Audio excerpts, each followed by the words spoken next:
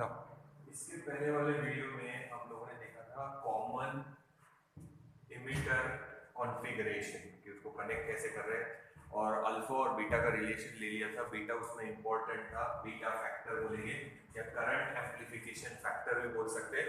जितनी बीटा की वैल्यू बड़ी रहेगी उतने टाइम वहाँ पे एम्पलीफिकेशन मिलेगा। तो दो टाइप के कैरेक्टरिस्टिक स्टडी करने हैं, एक इनपुट और एक आउटपुट, ठीक है।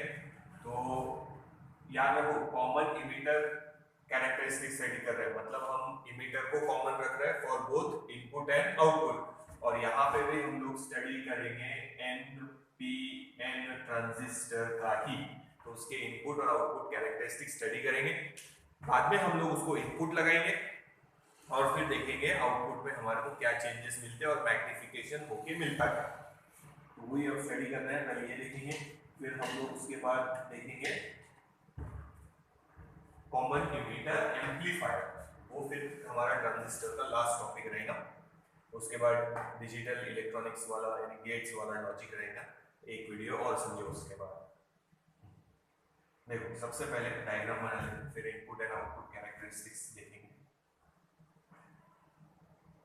गोल नहीं भी बनाएंगे तो चलेगा।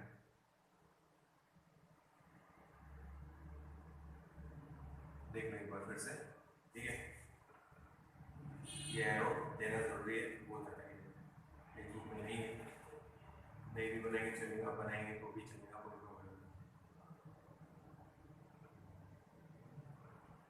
तो ये हमारा इमीटर हो गया, ये कलेक्टर हो गया, ये बेस हो गया। अब एनपीएन बना के देखो, करंट की डायरेक्शन हम लोग लेते positive to negative, NPN transistor भी बन गया। तो पहले प्रॉपर बायसिंग करो, कल जैसे बताया था।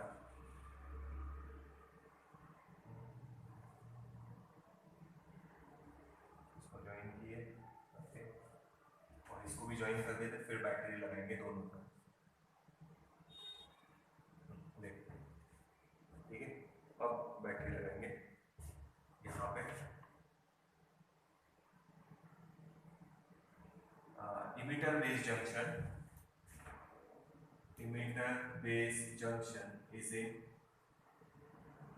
forward bias, याद रखना emitter base junction is in forward bias and collector base junction is reverse bias, ये याद रखना। तो p type semiconductor is connected to positive terminal of the battery and n type semiconductor is connected to negative। इसको battery को नाम दिया था हमने PBE। यहाँ पे बैटरी लगा देते हैं, n type negative, sorry positive, क्योंकि ये फॉरवर्ड बायस था। p टाइप पॉजिटिव को कनेक्ट किया, देखो n टाइप नेगेटिव, ये रिवर्स है n टाइप पॉजिटिव को। तो ये था VCE वोल्टेज पॉजिटिव नेगेटिव। देखो पहले कनेक्शन हो गया।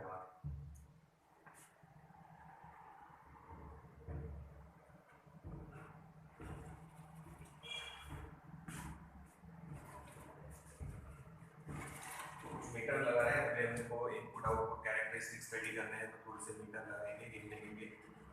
यहाँ करंट गिनने के लिए लगा रहे हैं माइक्रो एमीटर म्यू ए, और करंट गिनने वाले हैं आईबी।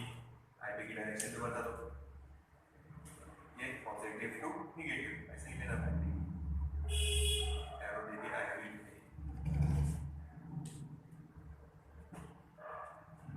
थोड़ा आगे करते हैं,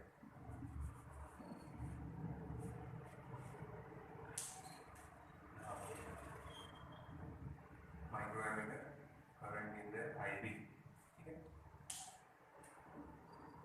ये हो गया एरो करंट, इसको इधर लिखते हैं। यहाँ वोल्ट मीटर लगाएंगे वोल्टेज गिनने के लिए, और ये वोल्टेज वही गिनेंगे जो लगाया है VBE। ये कितना लगा रहा है, इंक्रीज कर रहे हैं डिक्रीज कर रहे हैं, वो यहाँ से पता चल जाएगा। देख अब करंट यहाँ से फ्लो होगा IC, तो वो गिनने के लिए यहाँ मीटर लगा देते हैं, मिली मीटर, करंट ज़्यादा मिलेगा और करंट मिलेगा IC। और यहाँ का वोल्टेज भी गिनना है हमारे को, VCE गिनना है यहाँ पे। तो यहाँ हम लोग लगा रहे हैं वोल्ट मीटर VCE। कल वाली डायग्राम है, कल सिर्फ हम लोगों ने बैटरी बनाए थे बस। अब देखो यहाँ करंट गिनने के लिए एमीटर, यहाँ वोल्टेज गिनने के लिए वोल्ट मीटर, यहाँ करंट गिनने के लिए एमीटर, यहाँ वोल्टेज गिनने के लिए वोल्ट मीटर। देखो डायग्राम देखो, लोड रेजिस्टेंस वगैरह टेक्स्ट बुक में लगाया है पर अभी फिलहाल लगाने की कोई जरूरत नहीं है, क्योंकि अभी इनपुट और आउटपुट का कोई लॉजिक नहीं है, अभी खाली इसके कैरेक्टरिस्टिक स्टडी करना है। तो ये सी डायग्राम जैसे मैंने बनाया वैसे ही बनेंगे तो चलेगा, नोट डाउन कर लो। फिर इनपुट और आउटपुट कैरेक्टरिस्टिक्स लेते हैं।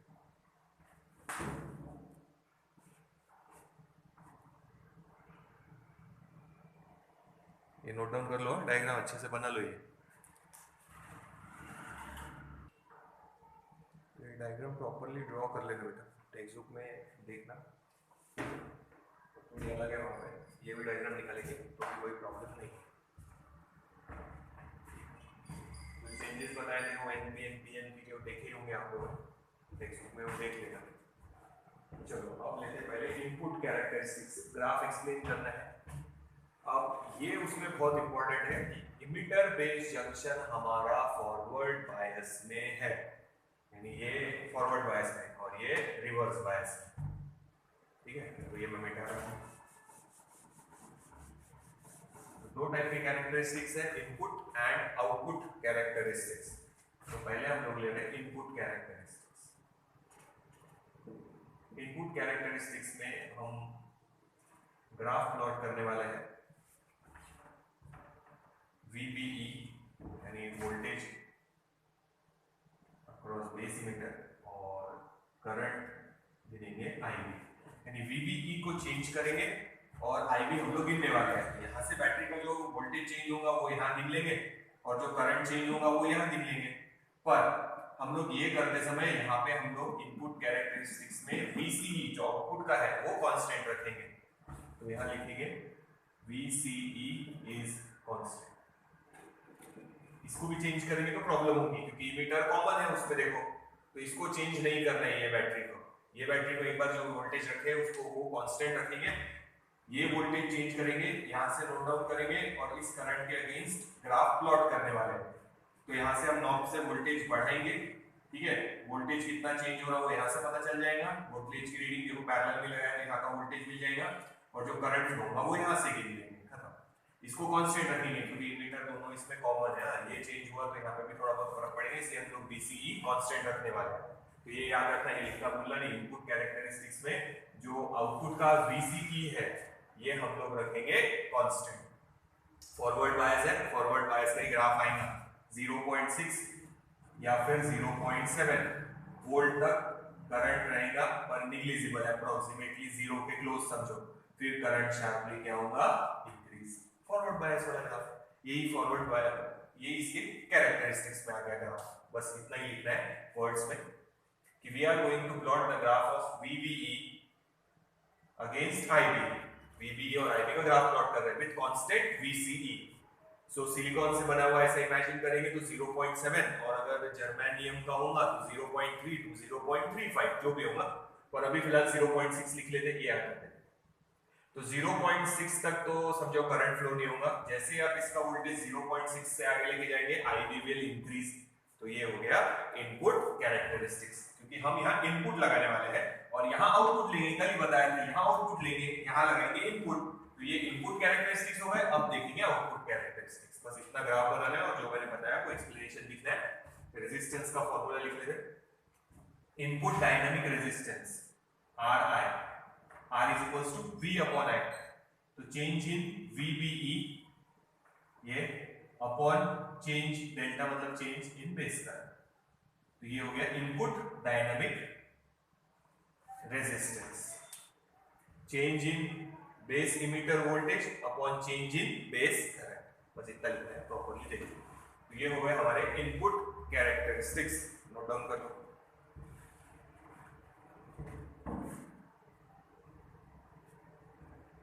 इसके बाद लेते हैं आउटपुट कैरेक्टरिस्टिक्स, पहले इतना नोट करो, यही डायग्राम रहेगी। ये कॉमन डायग्राम में कैरेक्टरिस्टिक्स आया। तो फिर इनपुट कैरेक्टरिस्टिक्स में जो वर्ड्स में लिखने को बोला है, जैसे हम यहाँ क्या बोलेंगे वापस, we are going to plot the graph of VBE means voltage across base emitter junction and current IB, ठीक है, विद कांस्टेंट VCE। तो ग्राफ ऐसे आएगा। इनपुट डायनामिक रेजिस्टेंस, रेजिस्टेंस का फॉर्मूला V/I, तो यही है VBE, change in base emitter voltage upon change in base current. यहाँ पे आगे लिखना, ये इसमें भी लिखना है और यहाँ पे भी लिखना है, एट कांस्टेंट VCE। अगर VCE की वैल्यू चेंज हो गई तो मे बी ये ग्राफ आगे बढ़ेगा थोड़ा सा। तो अभी तो हमारे को नहीं बताना है वो, पर VCE हम कांस्टेंट रखते हैं, VCE की वैल्यू चेंज करेंगे तो ग्राफ आगे की तरफ शिफ्ट होगा, बढ़ाएंगे तो ये हो गए हमारे इनपुट कैरेक्टरिस्टिक्स। नोट डाउन करो। फिर ले लें output characteristics. Common emitter configuration ही ले रहे हैं हम लोग, याद रखना। कॉमन इमीटर कॉन्फ़िगरेशन, तीन टाइप के कॉन्फ़िगरेशन बताए थे, कॉन्फ़िगरेशन बताए थे, कॉन्फ़िगरेशन नहीं है, configuration. Common emitter configuration, common base configuration, common collector configuration. तो मैंने पहले बोला था कॉमन इमीटर ज्यादा यूज होता क्योंकि उसमें वो एम्प्लीफिकेशन जो है वो बहुत हाई है बाकी कॉन्फ़िगरेशन से, तो कॉमन इमीटर यूज होता। और कॉमन इमीटर में भी कौन से ट्रांजिस्टर का ले रहे हैं अपन, NPN। PNP का वर्किंग हमारे को नहीं है, सिर्फ उनके सिंबल थे, बाकी जो भी हमने देखा है वो NPN के बारे में ही देखा है, ठीक है, ये नोट डाउन करो। फिर आगे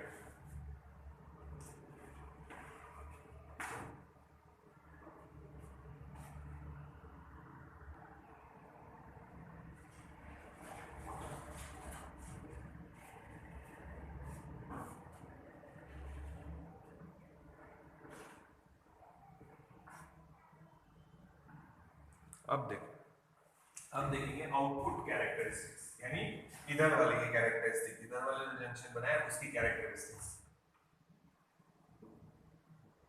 आउटपुट में क्या रहेगा वो देखते हैं, आउटपुट कैरेक्टरिस्टिक्स। तो आउटपुट कैरेक्टरिस्टिक्स में हम ग्राफ प्लॉट करने वाले हैं, वैसे जैसे इनपुट के लिए किया था हम लोगों ने, बट हम अभी आउटपुट में वोल्टेज है VCE, उसका ग्राफ प्लॉट करने वाले हैं अगेंस्ट IC। तो ये हमारे लिए मेन है। ये तो ठीक है, फॉरवर्ड बायस में था तो फॉरवर्ड बायस जैसा ग्राफ आ गया था, ये भी रिवर्स बायस है, रिवर्स बायस का ही ग्राफ आएगा, पर यहाँ प्रॉपर वो एम्पलीफायर की तरह कहाँ वर्क करेगा, कैसे वर्क करेगा, वो सारी आइडिया यहाँ क्लियर हो जाएंगी, ध्यान से देखो। अब हम क्या करेंगे, जैसे पहले वाले में हमने वोल्टेज कांस्टेंट रखा था आउटपुट का, अब इनपुट वोल्टेज कांस्टेंट रखने की जगह हम लोग ये करंट कांस्टेंट रखेंगे IB। यहाँ पे कांस्टेंट क्या रखना है हमारे को, IB, ये लिखना मत भूलना। अब IB क्यों कांस्टेंट रखा है, क्योंकि स्मॉल अगर चेंज हुआ बेस करंट में, तो कल ही बताया था कलेक्टर करंट में लार्ज चेंज होगा बीटा के डिपेंडेंट, तो बीटा की वैल्यू 50 है, तो यहाँ थोड़ा भी चेंज हुआ तो उसके 50 टाइम्स चेंज यहाँ ज्यादा मिलेगा, तो इसीलिए हम इसको कांस्टेंट रखेंगे, IB को कांस्टेंट रखेंगे वहां पे। तो अब आगे चलते हैं, तो ध्यान रखना। अब हम क्या स्टडी कर रहे हैं, आउटपुट कैरेक्टरिस्टिक्स, यानी इधर के कैरेक्टरिस्टिक्स स्टडी कर रहे हैं कि कैसे बिहेव करेगा वो। इसी के बिहेवियर में एम्पलीफायर का बिहेवियर अपने को समझ में आना चाहिए। तो VCE चेंज करेंगे यहाँ से और इंक्रीज करेंगे, और VCE जो यहाँ चेंज हो रहा है वो यहाँ से मीटर में से गिन लेंगे और IC गिनते जाएंगे, और हमने IB की वैल्यू क्या रखा है, कांस्टेंट। तो इसमें ऐसा मिलेगा कि for small value of VCE जब आप इंक्रीज करेंगे तो थोड़ा सा IC इंक्रीज होगा, बाद में IC की वैल्यू क्या हो जाएगी, कांस्टेंट हो जाएगी, यानी आप फिर VCE चेंज भी करेंगे तो IC की वैल्यू चेंज होने वाली नहीं है। VCE इंक्रीज भी करते जाएंगे तो IC की वैल्यू फिक्स रहेगी।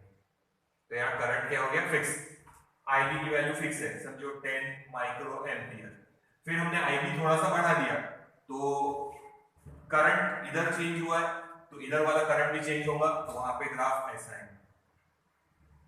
तो ये IB की वैल्यू है, ये जो लिख रही है IB की वैल्यू है, IC की वैल्यू नहीं, IB की वैल्यू देख, ये जो लिख रहे हैं यहाँ पे, ये IC की वैल्यू नहीं लिख रहे, यहाँ पे जो वैल्यू है वो नहीं लिख रहे, ये IB की वैल्यू लिख रहे हैं, कांस्टेंट था 10 माइक्रो एम्पियर। तो ये जो जहां तक VCE के साथ आईसी चेंज हो रहा वो रहता अप्रोक्सीमेटली 0.3 वोल्ट। बस टेक्स्ट बुक में नहीं है पर कॉम्पिटिटिव वाले याद रखना, अप्रोक्सीमेटली वो वैल्यू रहती 0.3 वोल्ट। यानी अगर मैं यहाँ लिखूं तो मैं लिख सकता 0.3 वोल्ट। तो 0.3 वोल्ट तक क्या होगा कि अगर आप VCE चेंज कर रहे हैं तो IC उसके साथ चेंज होगा। बट जैसे ही आप इस बैटरी का वोल्टेज 0.3 से आगे ले जाएंगे तो करंट कांस्टेंट हो जाएगा। ठीक है, ये हो गया 30 माइक्रो एम्पियर। फिर और जाएंगे आगे तो ये है समझो 40 माइक्रो एम्पियर। फिर से बोल रहा है ये जो वैल्यू लिखी है ये IB की है, IB। अब ध्यान दो ये जो रीजन है यहां से रेड कलर से मार्क करता है, ये टेक्स्ट बुक में नहीं है, कॉम्पिटिटिव वालों ने याद रखना। ये यहां से यहां तक ये जो रीजन मैंने डॉटेड लाइन से बनाया है रेड कलर में, ये इसको बोलते हैं एक्टिव रीजन। एक्टिव रीजन यही वो रीजन है, यानी हमारे को जो VCE वोल्टेज है वो 0.3 से ज्यादा रखना पड़ेगा। ये याद रखना 0.3, ये वैल्यू याद रखना कॉम्पिटिटिव वालों ने कि 0.3 के आगे तो 0.3 वोल्ट तक VCE के साथ IC चेंज होगा। बट उसके आगे आप VCE कितना भी बढ़ा लेंगे तो IC की वैल्यू चेंज नहीं होंगी, IC की वैल्यू क्या रहेंगी, कांस्टेंट। वो किसके साथ चेंज हो रहे, बेस करंट के साथ इंक्रीज हो रहे। तो वही अपना बोलना है कि स्मॉल चेंज इनपुट जब लगाएंगे तो स्मॉल चेंज होगा बेस करंट में, तो there will be large change in collector current. तो ये रीजन में कलेक्टर करंट बैटरी पे डिपेंड नहीं करेगा, ये रीजन में कलेक्टर करंट पूरी तरह बेस पे डिपेंड करेगा, बेस करंट पे। तो ये रीजन जो है वो हमारे लिए इंपॉर्टेंट है। In this region the transistor will work as an amplifier, यानी याद रखना VCE का वोल्टेज हमारे को 0.3 वोल्ट से ज्यादा रखना है। ठीक है, नोट डाउन करो। तो बेटा फिर से बोल रहा है याद रखो ये अप्रोक्सीमेटली 0.3 वोल्ट है VCE की वैल्यू। वहां तक VCE चेंज करेंगे तो IC की वैल्यू क्या होगी, साथ में चेंज इंक्रीज हो रही है, देखो वो वोल्टेज फिक्स है। ठीक है, उसके बाद क्या होगा, जैसे आप VCE की वैल्यू 0.3 से आगे लेके जाएंगे करंट बढ़ेगा नहीं, IC कांस्टेंट हो गया। अब IC की वैल्यू तभी चेंज होंगी जब आप लोग बेस करंट की वैल्यू चेंज करेंगे। तो इस रीजन में, ये रीजन में जो कलेक्टर करंट है it will totally depend on base current. तो small change in base current will produce large change in collector current. तो ये अपना लॉजिक है एम्प्लीफिकेशन का, वही यहाँ पे समझ में आना चाहिए। तो इस रीजन को बोलते हैं एक्टिव रीजन, ये रीजन को बोलते हैं एक्टिव रीजन। इसमें एक दो रीजन और है, लास्ट में देखते हैं। अच्छा बता ही देता, सिर्फ कॉम्पिटिटिव वालों ने याद रखना, ये हटा देता ना, याद रखना ये वैल्यू 0.3 अप्रोक्सीमेटली यहां से सीधा ले सकते हैं आप। तो 0.3 वोल्ट तक तो जैसे VCE आप 0 से आगे जाएंगे 0.3 तक तो वोल्टेज बढ़ा रहे हैं तो करंट भी बढ़ रहा है। कहीं भी लो, यहां से यहां तक भी लो, यस सीधा देखो 0.3 अप्रोक्सीमेटली है। उसके आगे अगर आपने वोल्टेज बढ़ाया तो करंट चेंज नहीं होगा, करंट कांस्टेंट हो गया, IB भी कांस्टेंट है। अब करंट तभी चेंज होगा उस रीजन में जब आप IB की वैल्यू चेंज करेंगे तो करंट भी, कलेक्टर करंट भी इंक्रीज होगा। तो ये माइक्रो एम्पियर में और इधर मिली एम्पियर में, ध्यान रखो। तो स्मॉल चेंज हुआ 10 माइक्रो एम्पियर का, तो यहाँ पे बहुत ज्यादा चेंज हो गया मिली एम्पियर में। तो small change in collector current, sorry base current produce large change in collector current. तो ये रीजन को बोलते हैं एक्टिव रीजन, ये याद रखना। जब बेस करंट 0 है तो अप्रोक्सीमेटली कलेक्टर करंट भी 0 रहेगा। तो ये जो रीजन है इधर का नीचे का, ये 0 वाली लाइन के नीचे, यहाँ बेस करंट 0 है, ये टेक्स्ट बुक में नहीं है, याद रखो। तो VCE बढ़ा है पर बेस करंट 0 है, तो थोड़ा सा कलेक्टर करंट उसके साथ चेंज हो रहा है, ऐसे कांस्टेंट जैसे ही है, समझो 0 जैसा ही है। ठीक है, पैरेलल बना लेना। तो ये जो छोटा सा रीजन है उसको बोलते हैं कट ऑफ रीजन। ये कॉम्पिटिटिव वाले लोग याद रखो। और 0.3 के इधर वाला है इसको बोलते हैं सैचुरेशन रीजन। ठीक है, तो ये मैं बाद में तुम लोगों को डिटेल में समझाऊंगा, एक का टॉपिक एक्स्ट्रा रहता ही वो, बाकी मेरे को एक्स्ट्रा कुछ पढ़ाने की जरूरत नहीं पड़ेगी। ये पुराने सिलेबस में था पर अपने सिलेबस में इसमें से हटा दिया है, तो ये बनाने की जरूरत ही नहीं है, ये भी लिखने की कोई जरूरत नहीं है। तो ये है आउटपुट कैरेक्टरिस्टिक्स, पहले देखा था इनपुट कैरेक्टरिस्टिक्स, ये है आउटपुट कैरेक्टरिस्टिक्स। तो ये रीजन को बोलते, याद रखना एक्टिव रीजन। इसी रीजन में ट्रांजिस्टर वर्क करेगा एज एन एम्पलीफायर, यानी मेरे को VCE की वैल्यू 0.3 वोल्ट से ज्यादा रखनी है बस। उसके बाद कलेक्टर करंट उस पर डिपेंड नहीं करेगा, कलेक्टर करंट पूरी तरह डिपेंड करेगा बेस करंट पे। Small change in base current micro ampere में चेंज है, तो यहाँ जो चेंज है वो मिली एम्पियर में है, डेफिनेटली बहुत ज्यादा होगा। Small change in base current produce large change in collector current. यहाँ पे भी रेजिस्टेंस निकाल सकते हैं आप लोग, आउटपुट डायनेमिक रेजिस्टेंस, ये delta V CE divided by delta IC at constant IB।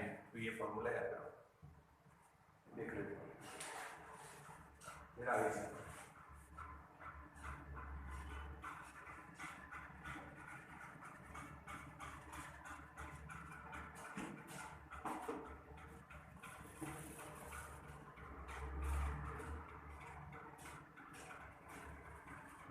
तो इनपुट कैरेक्टरिस्टिक्स भी हो गए और आउटपुट कैरेक्टरिस्टिक्स भी हो गए। तो ये कैरेक्टरिस्टिक्स अच्छे से याद रखना।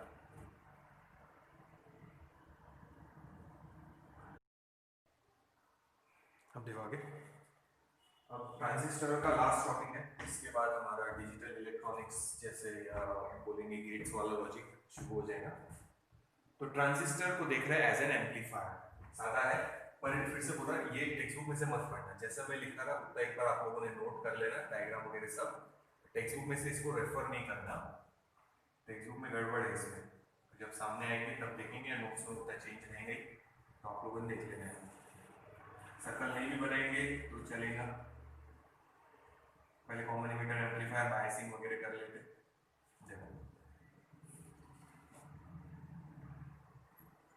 एरो इधर भी है, तो ये हमारा इमीटर, ये हमारा बेस, ये हमारा है कलेक्टर, ठीक है। PNP है या NPN वो देख लेते, करंट पॉजिटिव टू नेगेटिव, तो NPN ट्रांजिस्टर। तो हम ट्रांजिस्टर कौन सा ले रहे हैं याद रखना, यहाँ पे भी NPN transistor as common emitter amplifier, ठीक है, कॉमन इमीटर ही ले रहे हैं हम एज एन एम्पलीफायर। तो बायसिंग के लिए पहले कनेक्शन कर लेते, तैयार करके इसको यहाँ कनेक्ट कर दिया, थोड़ा और नीचे दे देते हैं। इमीटर कॉमन है, कॉमन इमीटर एम्पलीफायर ले रहे हैं हम लोग, NPN transistor as common emitter amplifier, इसको भी ज्वाइन कर देते हैं यहाँ। तो ये बेसिक स्ट्रक्चर बन गया। पहले इसको फॉरवर्ड बायस में कर दो, ये P टाइप है, पॉजिटिव टर्मिनल को कनेक्ट कर देंगे, थोड़ी जगह छोड़ेंगे ऊपर, ये ऐसे ऐसे ऐसे ऐसे, ये पॉजिटिव ये नेगेटिव। बैटरी का नाम बदल रहा है, यहाँ VBB कर रहे हैं बैटरी का नाम।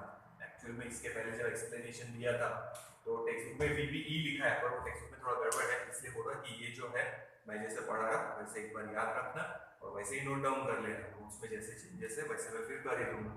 इस बैटरी का नाम हम लोग अभी ले रहे हैं VBB, पहले उसका काम नहीं था तो हमने VBE लिख दिया था बैटरी का नाम, और यहाँ VCE लिख दिया था, और अभी नहीं, अभी क्या चेंज है ऊपर ध्यान रखना, VBE बैटरी का नाम, कनेक्शन वैसे ही कर रहे हैं, ध्यान दो। हाँ, ये N रिवर्स बायस में पॉजिटिव को लगाए, पॉजिटिव नेगेटिव, यहाँ पे भी हम लोग नाम चेंज कर रहे हैं VCC, तो यहाँ VBB वहाँ VCC कलेक्टर के लिए, ये बेस के लिए। देखो इतना बायसिंग कर लेना प्रॉपरली। इनपुट हम यहाँ लगाएंगे, तो टेक्स्ट बुक में क्या किया है देखो, उन्होंने इनपुट यहाँ लगा दिया उसको पैरेलल में, और यहाँ आउटपुट में भी उन्होंने रेजिस्टेंस की अक्रॉस लेने की जगह यहाँ पे भी सोर्स बता दिया है डायग्राम में। तो डायग्राम में थोड़ी गड़बड़ है उनके इसमें, तो ये चैप्टर में ज्यादा ही गड़बड़ है कुछ। तो एक तो यहाँ लगाना चाहिए था इसके सीरीज में, तो उन्होंने इसको आउटपुट में यहाँ लगा दिया है, यानी इन दोनों को पैरेलल में लगा दिया है। सेकंड थिंग, लोड रेजिस्टेंस पे यहाँ आउटपुट लेना चाहिए, पर उन्होंने लोड रेजिस्टेंस तो बनाया, पर यहाँ पे भी उन्होंने एसी सोर्स जैसा सिंबल निकाल दिया और आउटपुट लिख दिया उसको, तो वो थोड़ा सा गड़बड़ है। आउटपुट हम लोड रेजिस्टेंस के अक्रॉस ही लेंगे, पूरे इसके अक्रॉस नहीं लेंगे, तो वो थोड़ा सा गड़बड़ है। तो जैसे मैं बता रहा एक बार वैसे ध्यान रखना, इसको हटा है, ये तो हमने बायसिंग की है अभी फिलहाल, यहाँ रेजिस्टेंस लगा रहे हैं, ये इतने काम का नहीं है, बट फ्लक्चुएशन जो होंगे वो एब्जॉर्ब कर लेगा। इसको नाम दे देंगे RB, बेस पे लगाया इसलिए, and value of RB is small या वेरी स्मॉल बोल सकते हैं। और यहाँ पे आउटपुट हम लोग लेने वाले हैं लोड रेजिस्टेंस के अक्रॉस, यहाँ पे इधर हमारा आउटपुट मिलेगा हमारे को। तो ये है हमारा लोड रेजिस्टेंस और यहाँ हमको मिलेगा V आउटपुट, जिसका इक्वेशन हम लोग बनाएंगे। तो ये बायसिंग हो गया, बायसिंग देख लो एक बार, और फिर इनपुट लगाएंगे और वहाँ आउटपुट देखेंगे। तो करंट भी दिखा देते हैं। तो यहाँ करंट है हमारा IB, देखो पॉजिटिव टू नेगेटिव, इधर दिखा देना IE और इधर पॉजिटिव टू नेगेटिव, ये हमारा करंट हो गया IC। तो बायसिंग प्रॉपर हो गया। सिर्फ बैटरी के नाम बदला, देखो VBB और यहाँ VCC की है। टेक्स्ट बुक में से ये टॉपिक पढ़ना नहीं है, सिर्फ जो मैं बता रहा हूँ उसको नोट डाउन कर लेना है। देख लो एक बार, आगे चलते। तो देखो यहाँ पे बीटा का मान, बीटा फैक्टर, बीटा की वैल्यू लिख लेते हैं। बीटा का DC तो वो था collector current upon base current. Value याद रखो 20 to 200 टेक्स्ट बुक में दिया है, बट एक्चुअल में जो मैंने बताया था वो देख लेना एक बार, ठीक है। तो सिर्फ कॉम्पिटेटिव वालों को याद रखते हैं, टेक्स्ट बुक में जो दिया है 20 to 200 तो ये याद रखता है। ये बीटा DC है। अब हम AC सोर्स लगाने वाले हैं उसको, इसलिए बीटा AC लिख रहे हैं, सेम ही रहेंगी, सिर्फ change in collector current upon change in base current कर देंगे। This is suppose our equation number 1। सिर्फ चेंज कर दिया, alternating current change in alternating, sorry change in collector current upon change in base current, इतना change किया है। तो beta AC और बीटा DC की वैल्यू सेम है, सिर्फ वहां पे सिर्फ बीटा DC में हम लोगों ने एक वैल्यू लिखा था IC अपॉन IB। तो यहाँ DC किया है तो यहाँ change in collector current upon change in base current. तो अब हम यहाँ जब अल्टरनेटिव सोर्स लगाएंगे यहाँ पे, तो बेस करंट उसके हिसाब से चेंज होगा। तो small change in base current, ये delta IB produce large change in collector current, वो भी बताया मैंने आप लोगों को।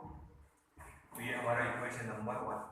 अभी हम लोगों ने ये अप्लाई नहीं किया है इनपुट, तो अभी आउटपुट का देखो, यहां से यहां तक का पूरा वोल्टेज, अब ये VCC लिखा है, पूरा वोल्टेज यहां से यहां तक का हम लोग लिख रहे हैं VEC, इसीलिए हमने इस बैटरी को नाम VCC दे दिया। तो यहां से यहां तक का पूरा वोल्टेज लिख रहे हैं। इट कैन बी यहां का वोल्टेज और यहां का वोल्टेज, पर ये अपोज में है। देखो ये positive as compare to ground ले रहे हैं हम लोग, ठीक है। तो हम यहाँ देखो क्या लिख रहे हैं, VCC अपोज में है और माइनस ICRL से जो करंट जा रहा है ICRL। अभी हमने इनपुट लगाया नहीं, देख लो ये पूरा वोल्टेज यहाँ से यहाँ तक, यहाँ से यहाँ तक, ये समझो कलेक्टर का C पॉइंट और ये E पॉइंट, यहाँ से यहाँ तक पूरा, it will be VCC minus ICRL। देख नया तरफ। अब हम इनपुट लगाएंगे यहाँ पे AC सोर्स, ये लगाएंगे, ये हो गया इनपुट VI और यहाँ आउटपुट मिलेगा VO। देखो पहले इसके पहले वाले में बताया था मैंने कि जब हमने आउटपुट कैरेक्टरिस्टिक्स देखा था, इसके कैरेक्टरिस्टिक्स ग्राफ हमने ऐसा बनाया था। तो ये जो रीजन है मैंने बोला था, यहाँ पे ट्रांजिस्टर वर्क करता एज एन एम्पलीफायर, ठीक है। तो यहाँ पे VCE पे कुछ भी डिपेंड नहीं करेगा, पूरा जो कलेक्टर करंट था हमारा, ये था कलेक्टर करंट, ये VCE, तो 0.3 वोल्ट के आगे, 0.3 वोल्ट से ज्यादा ही रखना है ये VCC, ठीक है। 0.3 वोल्ट के आगे ये जो है कलेक्टर करंट, वो पूरी तरह बेस करंट पे डिपेंड करेगा। बेस करंट चेंज हुआ तो ही कलेक्टर करंट चेंज होगा। तो VCE, तो अभी VCC है तो यहाँ पे भी VCC कर देंगे। तो अपन बोल सकते हैं VCC इज कांस्टेंट, फिक्स रखे हमने उसको, ठीक है, क्योंकि वो चेंज नहीं हो रहा। ये वाले रीजन में VCC चेंज भी हुआ तो उसका कलेक्टर करंट पे कोई इफेक्ट नहीं है, तो हम VCC ले क्या ले रहे हैं, constant. So we can say that total voltage VEC it is equals to minus ICRL। तो यहाँ पे जो वोल्टेज ड्रॉप हुआ है उतना ही कंसीडर करना जितना चेंज होगा। बेस करंट चेंज हुआ तो वोल्टेज चेंज होगा, पर ये चेंज होगा खाली, ये चेंज होने वाला नहीं है क्योंकि ये बैटरी हमने लगाया है और ये बैटरी हम लोग क्या रखने वाले हैं बाद में कांस्टेंट। तो ये चेंज होगा, वही हमने लिखा है कि यहाँ का वोल्टेज है, मतलब यहाँ का वोल्टेज हो, बस ये वोल्टेज लेने की जरूरत नहीं है तुम्हारे को। और निगेटिव साइन ये शो करता, ध्यान देना कि अगर यहाँ पे वेव ऐसी आई है तो आउटपुट में वेव एम्पलीफाई होगी, रिवर्स मिलेगी। Minus sign shows that the current और वोल्टेज इज रिवर्स, जो सिग्नल है वो रिवर्स होके मिलेंगे। ठीक है, बाद में उसको सीधा कर सकते हैं हम लोग, को प्रॉब्लम नहीं है, पर रिवर्स होके मिलेंगे यहाँ पे। तो माइनस साइन आ गई, ये याद रखो। देखो तो यहाँ कर्व ऐसा है, तो यहाँ कर्व हमारे को ऐसा मिलेगा रिवर्स। माइनस साइन वही बता रहा, तो ये पूरा वोल्टेज है तो सिर्फ इतना ही काउंट करेंगे, तो उसके जितना ही रहेगा इसको निगलेक्ट करना है हमारे को। ये कांस्टेंट है, जब यहाँ पे बेस करंट चेंज होगा तो कलेक्टर करंट चेंज होगा, तो सिर्फ ये वोल्टेज चेंज होगा। अब ये चेंज होने वाला नहीं है, तो टोटल वोल्टेज लेने की जगह से कितना वोल्टेज लिया है हम लोगों ने, वीसीसी को क्या कंसीडर किया है, कांस्टेंट। ये तो फिक्स है, बायसिंग के लिए फिक्स है। अब बेस करंट यहाँ से चेंज होगा, कलेक्टर करंट यहाँ पे चेंज होगा, उतना ही वोल्टेज यहाँ चेंज होगा, बस उतना ही लिखा है आपने, देखो। तो इसको आप लोग लिख सकते हैं वीओ, ये हमारा आउटपुट वोल्टेज हो गया। तो वीओ का इक्वेशन आ गया ये, देखिए माइन्यूट चेंज करेंगे, ध्यान दो। तो ये जो हमने लिखा था, ये तब लिखा था जब यहाँ पे हमने इनपुट नहीं लगाया था। तो अब इनपुट लगाने के बाद माइन्यूट से चेंज करेंगे हम लोग, यहाँ लिखेंगे डेल्टा VCE, यानी चेंज हो रहा, जैसे इनपुट चेंज होगा वैसे यहाँ पे आउटपुट चेंज होगा, सिर्फ डेल्टा डाल रहे हैं और कुछ नहीं कर रहे। तो माइनस डेल्टा IC, बस इतना चेंज हुआ। फिर से लिख देते हैं, ध्यान देना। तो ये इक्वेशन हमने तब लिखा है जब हमने यहाँ इनपुट नहीं लगाया है। अब हमने इनपुट लगाया तो इस इक्वेशन में थोड़ा चेंज, VCC कांस्टेंट और VCE अब चेंज होगा, तो ये चेंज नहीं हो रहा, सिर्फ इतना चेंज होगा, जितना बेस करंट चेंज होगा उतना कलेक्टर करंट चेंज होगा लार्ज, और उतना यहाँ वोल्टेज चेंज होगा, वही लिख रहे हैं चेंज इन VEC। ये चेंज नहीं होगा, ये कांस्टेंट है, माइनस डेल्टा ICRL, बस इतना चेंज किया, और इसी को हम लोग ये हमारा आउटपुट वोल्टेज बोल रहे हैं। तो थोड़ा माइन्यूट चेंज इसमें कर लेते, बस हो गया, अब ज्यादा कुछ बचा नहीं है। तो जब बेस करंट चेंज होगा, ये हमने लिखा है विदाउट इनपुट, VI लगाया नहीं है, उस पे ये इक्वेशन आएगा। उसके बाद हमने VI लगाया, VCC कांस्टेंट है, जब यहाँ पे बेस करंट चेंज होगा तो कलेक्टर करंट चेंज होगा, कलेक्टर करंट चेंज होगा तो यहाँ का वोल्टेज चेंज होगा, जो हमने पूरा काउंट करने की जगह बोला है इतना ही काउंट करो, उतना ही चेंज होगा, ये तो कांस्टेंट है तो उसको हटा दिया। तो चेंज इन VEC, यानी यहाँ से यहाँ तक का वोल्टेज तो इतना ही लेना है, it is equals to minus ICRL, तो चेंज इन कलेक्टर करंट, तो change in base current produce large change in collector current, change का फॉर्मूला आ गया।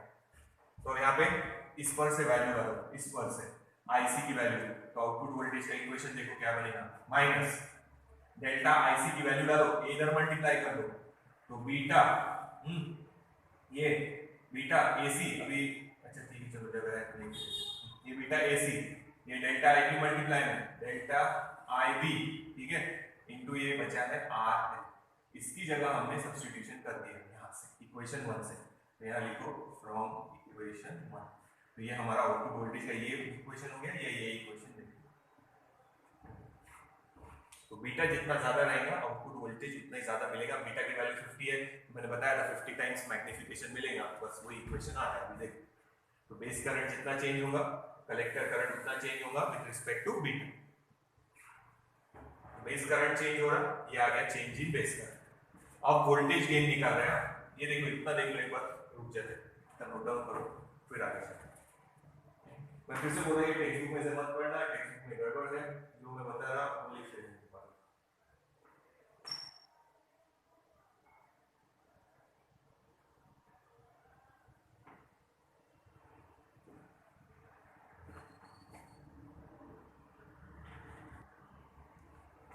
तो ये बेटा देख लेना, टेक्स्ट बुक में से पढ़ना नहीं, ऐसा कैसा लिख लेना, थोड़ी थ्योरी भली टेक्स्ट बुक में से पैराग्राफ क्या लिखना है वो देख लेना, इक्वेशन ऐसे ही फॉलो करना उसमें।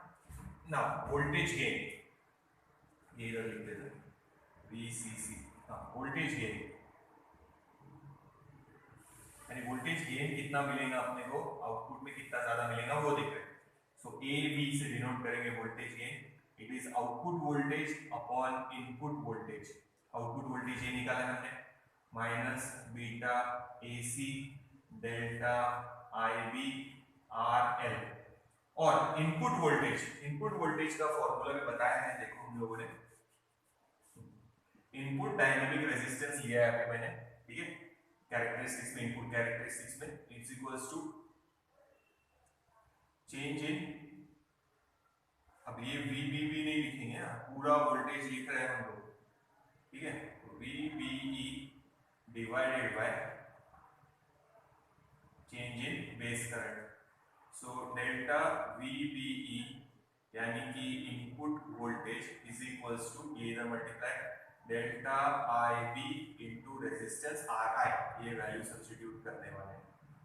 तो लगे तो आप यहाँ पे भी वो डाल सकते हैं, अभी हमारे पास जगह नहीं है इसलिए हमने यहाँ लिख दिया, या फिर उसके साथ ही इसके पहले लिख लो रीजन में ये वाला, input dynamic resistance is change in VBE यानी पूरा voltage upon change in base current. So VBE is equals to delta IB, देखो डेल्टा IB इंटू RI, तो ये डाल दो delta IB into input resistance RI, ठीक है। सो फाइनल आंसर इधर ही डाल देते हैं, voltage gain delta IB answer minus beta AC, इधर आएगा load resistance RL upon RI, ये इनपुट रेजिस्टेंस RI और ये RL मतलब लोड रेजिस्टेंस, बीटा पे सब कुछ डिपेंड करेगा। तो ये हो गया वोल्टेज गेन का फॉर्मूला। देखो ये पॉइंट यहाँ कहीं तो भी एडजस्ट कर लेना, जैसे यहाँ इसके बाद डालना लगे तो आउटपुट वोल्टेज के बाद इनपुट वोल्टेज का डाल दो, ये हमारा इक्वेशन है, उसके बाद से ये, उसके बाद ये डाल देना, तो उसके बाद power gain sorry voltage gain ले लेना, देख लो।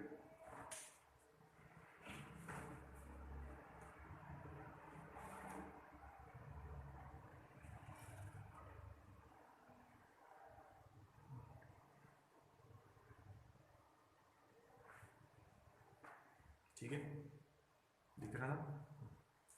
तो आउटपुट वोल्टेज ये रहा हमारा input voltage VBE delta IB यानी change in base current into resistance, internal बोलने से बोलेंगे इनपुट रेजिस्टेंस,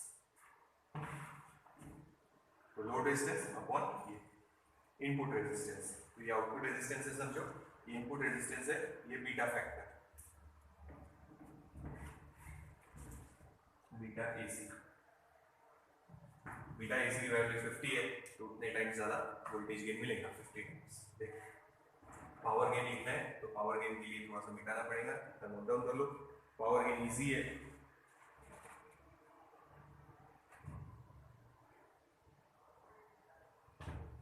पावर गेन यही डाल देते, पहले इतना नोट कर लो, देख लो एक बार फिर आगे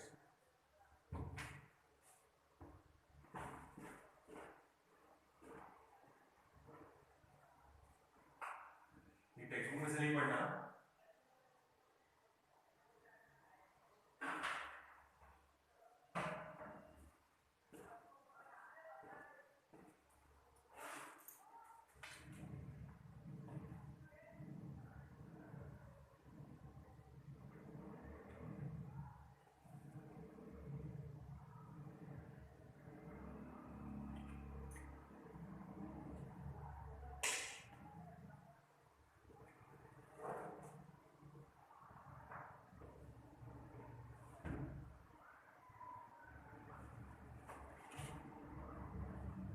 पावर गेन हम लोग यहाँ लिख लेते हैं, देखो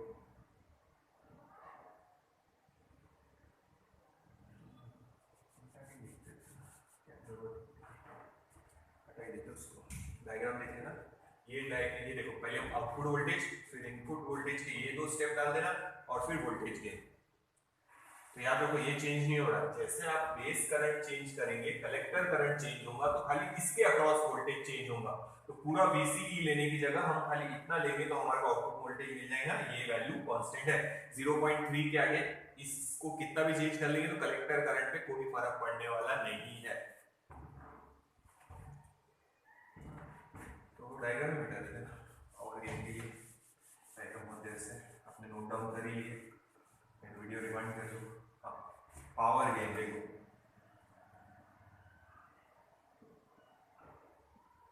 ए पी से डिनोट करेंगे पावर गेन को।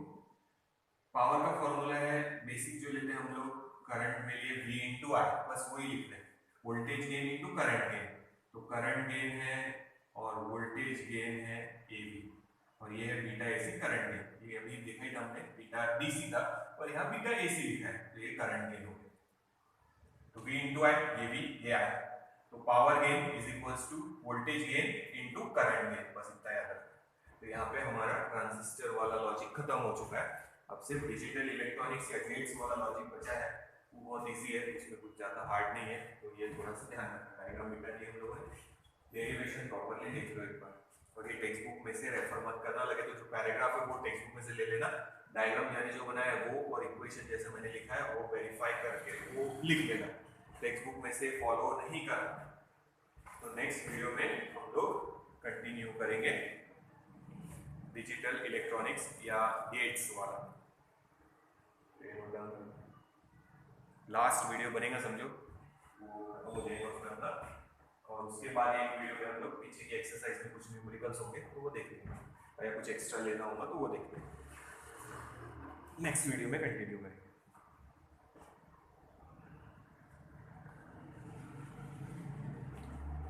जैसे बोल रहा है टेक्स्ट बुक में से मत पढ़ना, जैसे मैंने बताया वैसे लिख लेना।